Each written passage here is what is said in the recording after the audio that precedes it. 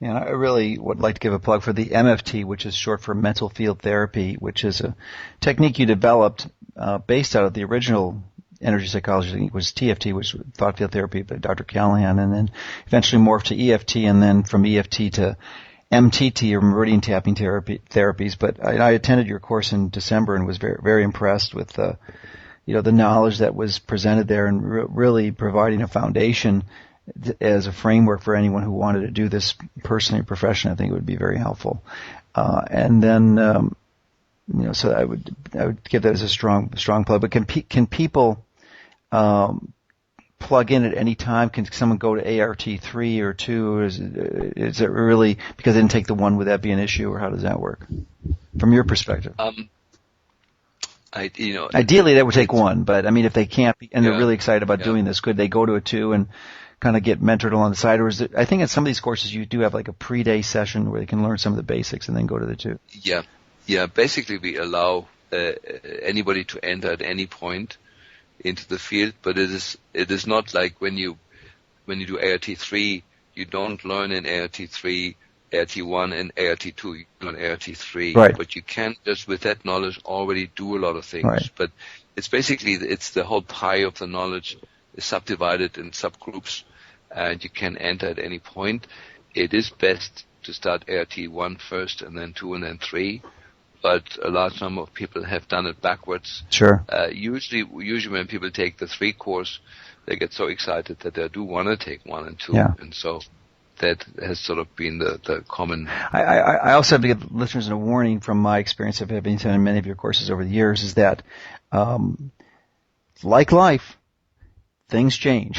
And what you're a radically,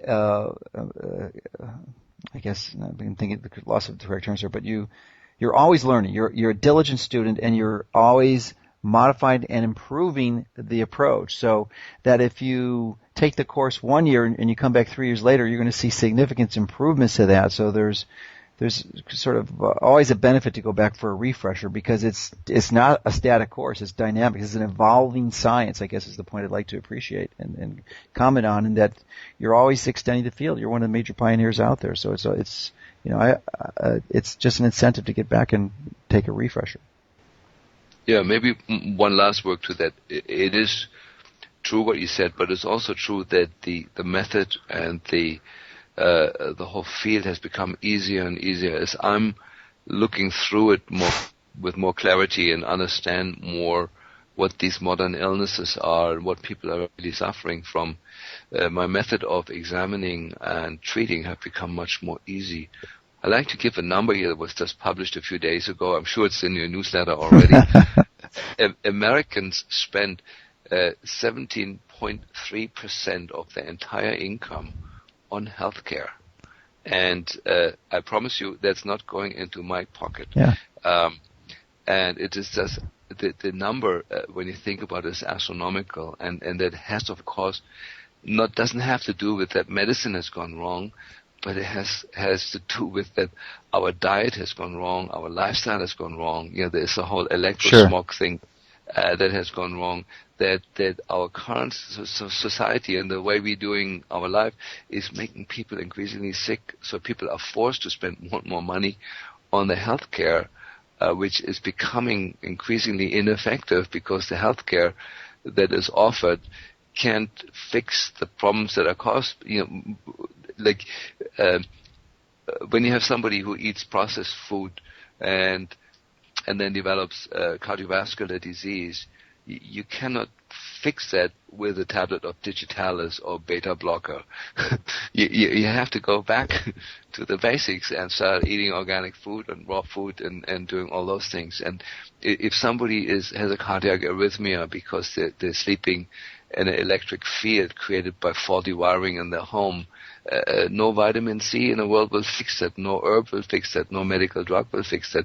But that's what people spend their money on. Mm-hmm. You actually need to go back and change the wiring in the house. Right. And so I do believe that there is very few people like me that have a truly comprehensive grasp on what's making people sick and who's able to direct people to with a simple diagnostic system to direct people and tell, listen, you have to spend your money over here, not over here. Yeah. And this way, it would instantly turn the 17.3% back to maybe 1%. If we could have our hands in healthcare and bringing it back to the hands-on diagnosing, to the application of common sense, and looking at the basic preventive things that Dr. Merkola is teaching on his website, we would reduce the cost that people have to spend on their health dramatically. This is an insane number. This is almost a fifth of the entire income that's going towards health. And it with especially the healthcare legislation, it's definitely going over 20%. It'll be more than a fifth.